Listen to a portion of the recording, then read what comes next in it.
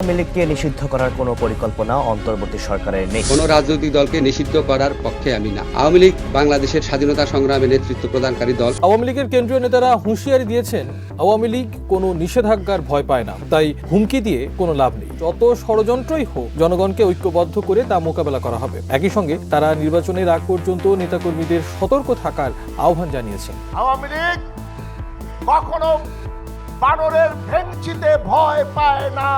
আওয়ামী লীগ নিষিদ্ধ হবে কিনা সেই সিদ্ধান্ত বিএনপির নয়, জনগণ ও নির্বাচন কমিশনার বলে মন্তব্য করেছেন বিএনপির স্থায়ী কমিটির সদস্য ডক্টর আব্দুল মঈন খান। যদি সেরকম পরিস্থিতি হয় তখন প্রেসিডেন্ট তার এক্সক্লুসিভ ক্ষমতা বলে, ইনহেরেন্ট পাওয়ার বলে, প্রেসিডেন্ট এখানে হস্তক্ষেপ করতে পারে। কাজেই প্রেসিডেন্টের যে মূলত কোনোই দায়িত্ব নাই তা নয়। আমি আমার কথা বহু স্পষ্ট করেছি, রাজনৈতিক দলকে নিষিদ্ধ করবার আমরা কারা। তো আমি একজন মুক্তিযোদ্ধা, আমার এই আকাঙ্ক্ষাটা সবচেয়ে প্রায়োরিটি পায়। যাকেই নির্বাচিত করুক অবশ্যই তারা যেন মুক্তিযুদ্ধের সপক্ষে হয়।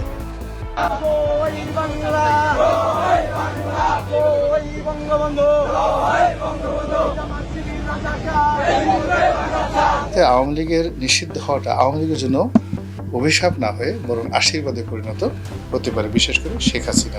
আওয়ামী লীগ যদি নিষিদ্ধ করেন তাহলে সাথে যে জামাতকে নিয়ে বসেছেন, যারা কিনা ৭১-এর মুক্তিযুদ্ধের সময় সরাসরি সহিংসতার সাথে নিরবচ্ছিন্নভাবে সমর্থন দিয়েছে, তাদেরকেও বিচার করেন, তাদেরকে ব্যান করেন, একসাথে করেন। দেখি আপনি কত সৎ, দেখি আপনাদের কতখানি সততা আছে।